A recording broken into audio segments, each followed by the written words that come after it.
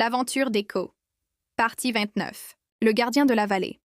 La nuit où les loups avaient battu en retraite resta gravée dans l'esprit de chaque villageois. Dès le matin, la nouvelle se répandit dans les champs et les chaumières. Echo avait tenu tête à la meute, et celle-ci avait reculé.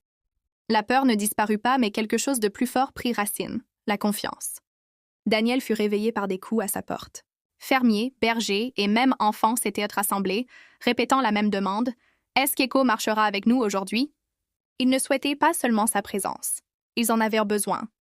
Ainsi commencèrent les patrouilles d'Echo, non plus uniquement pour sa propre ville, mais pour toute la vallée. Chaque jour, il accompagnait les bergers gardant leurs troupeaux, s'arrêtant devant une clôture qui craquait, dressant l'oreille au moindre bruissement lointain.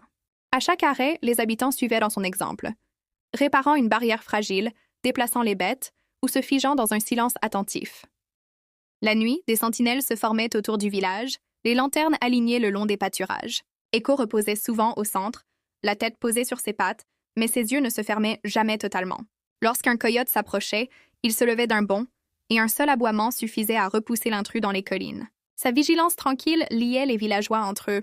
Ils n'avaient plus peur de l'obscurité comme auparavant. Daniel voyait ce changement. Un après-midi, tandis que des enfants jouaient près du puits sous la garde sereine d'Echo, il murmura aux voyageurs.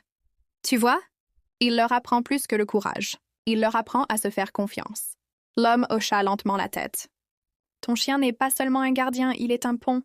Il relie une âme effrayée à une autre, jusqu'à ce qu'elle se tienne d'un seul bloc. » Les jours passèrent, et les loups ne revinrent pas. Peut-être parce qu'ils se souvenaient de ses yeux bleus intraitables. Peut-être parce qu'ils comprenaient que la vallée n'était plus sans défense. Mais Echo ne baissa pas la garde. Chaque soir, il parcourait les pentes, son souffle blanchissant dans l'air frais, s'arrêtant pour écouter le silence des collines. Son devoir n'était pas terminé, pas tant que les loups rôdaient encore hors de vue.